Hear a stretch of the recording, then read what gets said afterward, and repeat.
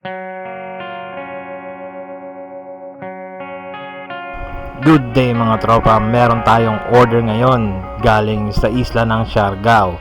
Actually, pangalawang beses na umorder kaya naisipan kong i-vlog. Pangalawang beses na nagpagawa sa atin ni Sir. So, ayun na nga, sinend na kaagad yung payment sa atin. At dali-dali ko ng pinrint, baka tirahin pa ng iba.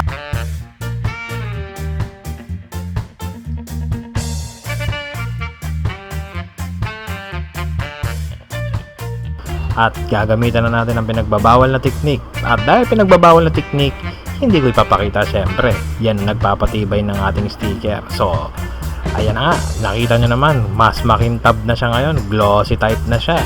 So, nilagay ko na nga siya dito sa ating hulmahan.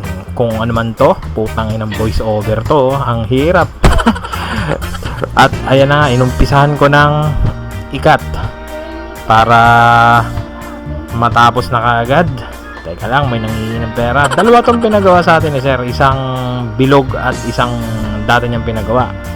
Pero hindi ko na na-video dahil medyo masama pakiramdam ko. Pero tapos ko na yung isa.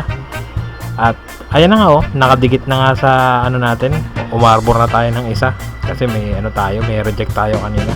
At natapos na nating ikat. Ito na nga, tatanggalin na natin. Akala nyo siguro ginugunting ko to, no? Hindi, machine ang gumagawa nito para sa akin.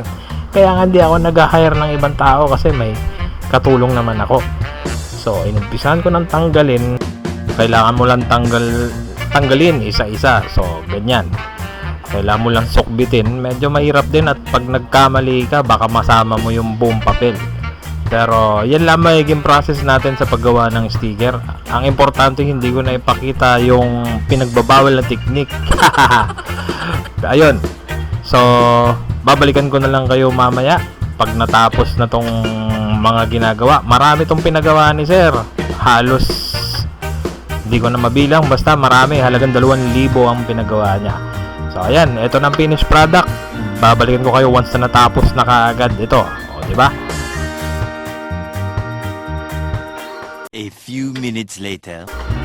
Welcome back mga tropa, at tapos na natin ang sticker ni Idol. Eto na nga, binahid ko na rin para madali nang ipadala mamaya. So, pipicturean ko na, isisend ko na sa kanya para naman matuwa si Idol. Tapos, ayan. At ayan nga, binalo na natin, nag-reply na si Sir. So, sa pagbabalot, eto na, tinarya ko na para mailak na natin sa plastic.